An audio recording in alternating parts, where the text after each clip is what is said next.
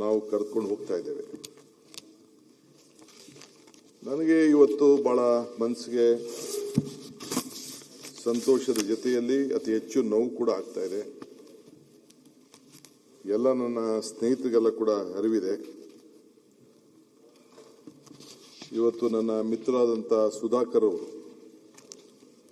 ನನ್ನ ಆತ್ಮೀಯ ಗೆಳೆಯರಾಗಿದ್ದರು. ನನ್ನ ವಯಸ್ಸೇ, ಆತನ ಕೊನೆ ಉಸಿರು ಇಷ್ಟು ಜೊತೆಯಲ್ಲಿ ಇಷ್ಟು ಜಲ್ದಿ ಆಗ್ತದೆ ಅಂತೇಳಿ ನೀವು ಯಾರೂ ಬಯಸಿರಲಿಲ್ಲ. ನನ್ನನ್ನು ಈ ಸ್ಥಾನದಲ್ಲಿ ನೋಡಬೇಕು ಅಂತೇಳಿ ಬಹಳ ಆಸೆ ಪಟ್ಟಂತ ಒಬ್ಬ ಆತ್ಮೀಯ. ನಾನೇನಾಗದೇ ಹೋದ್ರೂ ಚಿಂತೆ ಇಲ್ಲ, ನಿನ್ನ ಸಂಪುಟದಲ್ಲಿ ನಾನು ಮಂತ್ರಿ ಆಗದೇ ಹೋದ್ರೂ ಚಿಂತೆ ಇಲ್ಲ, ನಿನ್ನನ್ನು ಈ ಸ್ಥಾನದಲ್ಲಿ ನೋಡಬೇಕು ಅಂತೇಳಿ ಎಲ್ಲರ ನನ್ನ ಸ್ನೇಹಿತರ ಮಧ್ಯೆ ಮಾತಾಡ್ತಾ ಇದ್ದಿದ್ದು ಎಲ್ಲ ನನ್ನ ಆತ್ಮೀಯರೆಲ್ಲ ಕೂಡ ಅರಿವಿದೆ. ಪ್ರೀತಿಯನ್ನು ಕೂಡ ನಾವು ಒಪ್ಕೊಳ್ಳೇಬೇಕು, ಗೆಳೆತನವನ್ನು ಕೂಡ ನಾವು ಒಪ್ಕೊಳ್ಳೇಬೇಕು, ಸಾವನ್ನು ಕೂಡ ನಾವು ಸ್ವಾಗತಿಸಬೇಕು. ಇದು ನಮ್ಮ ಹಿರಿಯರು ಹೇಳ್ತಾರೆ. ಗೆಳೆಯ ಸುಧಾಕರ್ ಅವರ ವಿಚಾರದಲ್ಲಿ ನಾನು ಅವರ ಸಾವು, ಆ ಒಂದು ತಿಂಗಳ ಆತನ ಬದುಕಿನಲ್ಲಿ ಮಾಡಿದಂಥ ಹೋರಾಟ, ಇವೆಲ್ಲ ನೆನೆಸ್ಕೊಂಡ್ರೆ ನನ್ನ ಸ್ನೇಹಿತ ನಮ್ಮ ಸೋಮಶೇಖರ್ ಇಲ್ಲಿದ್ದಾರೆ, ಇದ್ದಾರೆ. ನವೆಂಬರ್ 14ನೇ ತಾರೀಕು ನಾವು ಸಹಕಾರ ಸಚಿವರಾಗಿದ್ದೆ. ಎಸ್.ಎಂ. ಕೃಷ್ಣರವರು ಈ ಕುರ್ಚಿಲಿ ಕೂತಿದ್ರು. ವಿಲಾಸರಾವ್ ದೇಶಮುಖ್ರವರು ಕರೆಸಿ ಒಂದು ಸಹಕಾರ ಸಪ್ತಾಹವನ್ನು ನಾವು ಮಾಡಿದೆವು.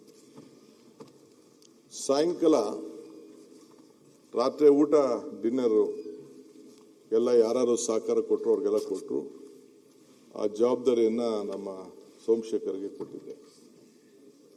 ಇದೇ ನಮ್ಮ ಅಟ್ರಿಯ ಹೋಟೆಲ್ನಲ್ಲಿ ಒಬ್ಬ ಮುದ್ದೂರ್ ಅಂತ ಒಬ್ಬ ನಮ್ಮ ಅಧಿಕಾರಿ, ಅಡಿಷನಲ್ ರಿಜಿಸ್ಟರ್ ಆಫ್ ಕೋಆಪರೇಟಿವ್ಸ್, ಆತ 11 ಗಂಟೆ ರಾತ್ರಿ ಊಟ ಆದಮೇಲೆ ನನ್ನ ಕುಂಡಿಸ್ಕೊಂಡು, ನಾನು ಅದು ಬೆಳಗ್ಗೆ ಕೆಲವು ವಿಚಾರಗಳನ್ನು ಮಾತಾಡಿದ್ದೆ ಅಸೆಂಬ್ಲಿಲಿ, ಇದರಲ್ಲಿ ಮೀಟಿಂಗ್ನಲ್ಲಿ, ನನ್ನ ಕುಂಡಿಸ್ಕೊಂಡು ನಿಮ್ಗೇನೋ ಕೆಲವೊಂದು ವಿಚಾರವನ್ನು ನಾನು ಹೇಳಬೇಕಾಗಿದೆ ಅಂತೇಳಿ ಕುಂಡಿಸ್ಕೊಂಡು ಹೇಳ್ದ.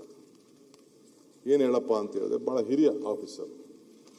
ಕ್ಷಣಂ ಚಿತ್ತಂ ಕ್ಷಣಂ ವಿತ್ತಂ ಕ್ಷಣಂ ಜೀವನ ಮೇವಚ್ಚ ಯಮಸ್ಯ ಕರ್ಣಾನಾಸ್ತಿ ತಸ್ಮಾತ್ ಜಾಗೃತ ಜಾಗೃತ ಜಾಗೃತ ಅಂತ. ಅಂದ್ರೆ ನಿನ್ನ ಪ್ರತಿಯೊಂದು ಕ್ಷಣ ಕೂಡ ಬಹಳ ಪವಿತ್ರವಾದ್ದು.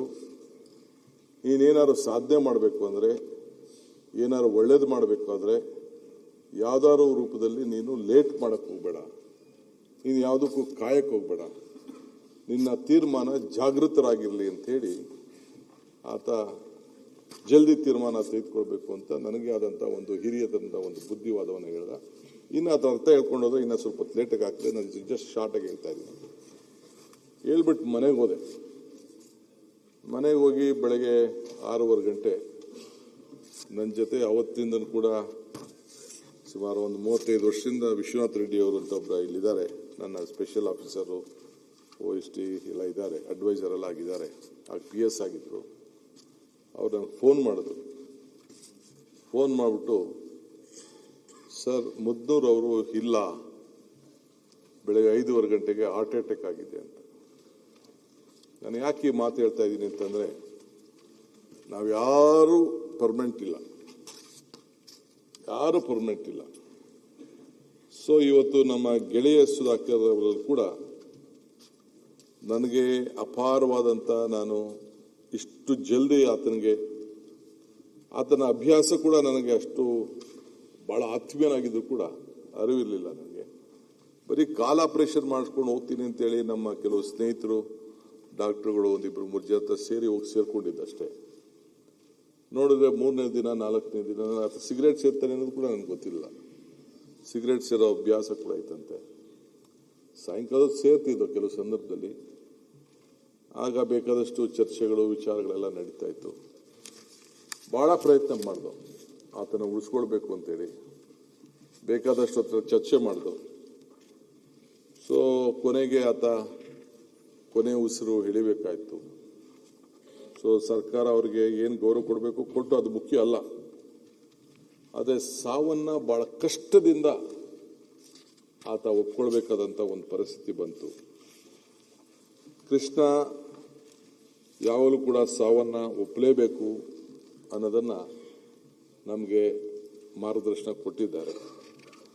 ಬುದ್ಧರವರು ಸಾವನ್ನ ಉಳ್ಕೊಂಡು ಹೋಗ್ಬೇಕು ನೀವು ಅಂತ ಹೇಳ್ತಾರೆ. ಸಾವಿಲ್ಲದೆ ಮನೆಯೇ ಇಲ್ಲ, ಸಾಸಿವೆ ತೆಗೆದುಕೊಂಡು ಸಾವಿಲ್ಲದೆ ಹೋದ ಮನೇಲಿ ಅಂತೇಳಿ ನಮಗೆ ಮಾರ್ಗದರ್ಶನ ಕೊಟ್ಟದ್ದು ಕೂಡ ನಾವೆಲ್ಲ ನೋಡಿದ್ದೇವೆ. ಆದರೆ ಈ ಸಂದರ್ಭದಲ್ಲಿ ಹುಟ್ಟು ನಮ್ಮದು ಅಲ್ಲ, ಸಾವು ನಮ್ಮದಲ್ಲ, ಇದರ ನಡುವೆ ಬದುಕು ಬರುವುದು ಮಾತ್ರ ನಮ್ಮದು ಅನ್ನೋದು ಕೂಡ ನಾವೆಲ್ಲ ಅರ್ಥಕೊಳ್ಬೇಕಾಗಿದೆ. ನಾನು ಗೆಳೆಯ ಸುಧಾಕರ್ ಅವರ ಬರಣದಲ್ಲಿ ಸಾರ್ಥಕ ಕಂಡಿದ್ದೇನೆ. ಅವರೊಬ್ಬ ಸೌಮ್ಯ ಸ್ವಭಾವದ ಹಸನ್ಮುಖದ ಒಬ್ಬ ದೊಡ್ಡ ರಾಜಕಾರಣಿ. ನಾವು ಭಾರತ್ ಜೋಡೋ ಯಾತ್ರೆ ಮಾಡ್ತಿದ್ದೋ, ತಾವು ಕೂಡ ಇದ್ದೀರಿ, ತಾವದೇ ಪಾರ್ಲಿಮೆಂಟ್ ಕ್ಷೇತ್ರದಲ್ಲಿ ಇದ್ದೀರಿ. ಅವತ್ತು ಭೀಕರವಾದಂತಹ ಮಳೆ ನಮ್ಮ ಯಾತ್ರೆಗೆ ದೊಡ್ಡ ಅಡಚಣೆ. ಇಡೀ ತನ್ನ ಸೈನ್ಯವನ್ನ ಕಾರ್ಯಕರ್ತರನ್ನ ಕಟ್ಕೊಂಡು ಆ ಜಿಲ್ಲೆಯಲ್ಲಿ ಎಲ್ಲರೂ ಕೂಡ ವಿಶ್ವಾಸಕ್ಕೆ ತೆಗೆದುಕೊಂಡು ಅವತ್ತು ರಾತ್ರಿಯಲ್ಲಿ ಪಟ್ಟಂತ ಶ್ರಮ ಇಡೀ ನಮ್ಮ ಕಾರ್ಯಕರ್ತರಿಗೆ ಒಂದು ದೊಡ್ಡ ಸಣ್ಣ ಕೋಮು ಜೈನ್ ಸಮುದಾಯ ಅವರ ಚಿಕ್ಕಪ್ಪ ಕೂಡ ಇದ್ರು, ಆತನು ಕೂಡ ರಾಜಕಾರಣ ಇದ್ರು, ರಂಗನಾಥ್ ಅವರ ಕ್ಷೇತ್ರದಲ್ಲಿ ಇವತ್ತು ಪ್ರತಿಷ್ಠಿಸ್ತಾ ಇದ್ರು. ಅಂತ ರಾಜಕಾರಣಿ ಬಹುಶಃ ಎಲ್ಲರೂ ಕೂಡ ಒಟ್ಟಿಗೆ ತೆಗೆದುಕೊಂಡೋಗಿ ರಾಜಕಾರಣವನ್ನು ಮಾಡಿದ್ದು ನಾವೆಲ್ಲ ನೋಡಿದ್ದೇವೆ.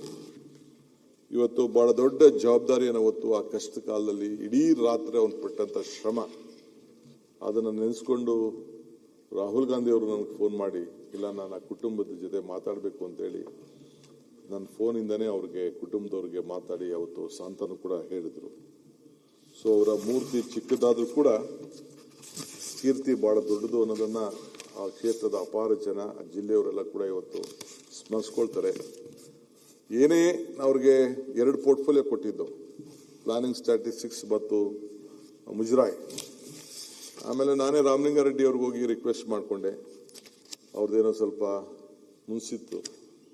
ಆಗ ನಾನು ಹೋಗಿದ ತಕ್ಷಣ ಆ ಮುಜರಾಯ್ ತೆಗೆದ್ಬಿಟ್ಟು ರಾಮಲಿಂಗಾರೆಡ್ಡಿ ಅವ್ರಿಗೆ ಕೊಟ್ಟೆ.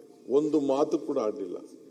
ನಿನಗೋಸ್ಕರ ನಾನು ಪೋರ್ಟ್ಫೋಲಿಯೋನೇ ಇಲ್ಲದೆ ನನ್ನ ಕೆಲಸವನ್ನು ಮಾಡಲಿಕ್ಕೆ ನಾನು ಬದ್ಧನಾಗಿದ್ದೇನೆ ಅನ್ನೋ ಒಂದು ಶಿಸ್ತು ನನ್ನ ಮಿತ್ರ, ಆತ್ಮೀಯ ಮಿತ್ರ ಸುಧಾಕರ್ ಅವರಲ್ಲಿತ್ತು. ಅವರು ನೀರಾವರಿ ಅಭಿವೃದ್ಧಿಗೋಸ್ಕರ ಒಂದು ದೊಡ್ಡ ಕನಸನ್ನ ಕಂಡಿದ್ದರು. ಹುಟ್ಟಿದ ಮೇಲೆ ಸಾವು ಖಚಿತ. ನಾನು ಆಗಾಗ ಹೇಳ್ತಾ ಇರ್ತೀನಿ, ಮನುಷ್ಯನ ಹುಟ್ಟು ಆಕಸ್ಮಿಕವಾದ್ದು, ಸಾವು ಅನಿವಾರ್ಯ, ಜನನ ಉಚಿತ, ಮರಣ ಖಚಿತ ಅಂತ ಅನೇಕ ಸಂದರ್ಭದಲ್ಲಿ ಇಲ್ಲಿ ನಾನು ಮಾತಾಡಿದ್ದೇನೆ. ಸೊ ಇವತ್ತು ಹುಟ್ಟಿದ ಮೇಲೆ ಸಾವು ಖಚಿತ, ಶೋಕ ಮಾಡಬೇಕಾದ್ದು ಕರ್ತವ್ಯ, ಅದೇನು ಪ್ರಯೋಜನ ಇಲ್ಲ. ಆದರೆ ಅವರ ಪ್ರಮುಖವಾದಂಥ ಕನಸುಗಳು, ಯೋಜನೆಗಳು ಆ ಜಿಲ್ಲೆಗೆ, ನೀರಾವರಿಗೆ ತಮ್ಮ ಜೊತೆಯಲ್ಲಿ ಕೈ ಜೋಡಿಸಿ ನೀರಾವರಿಗೆ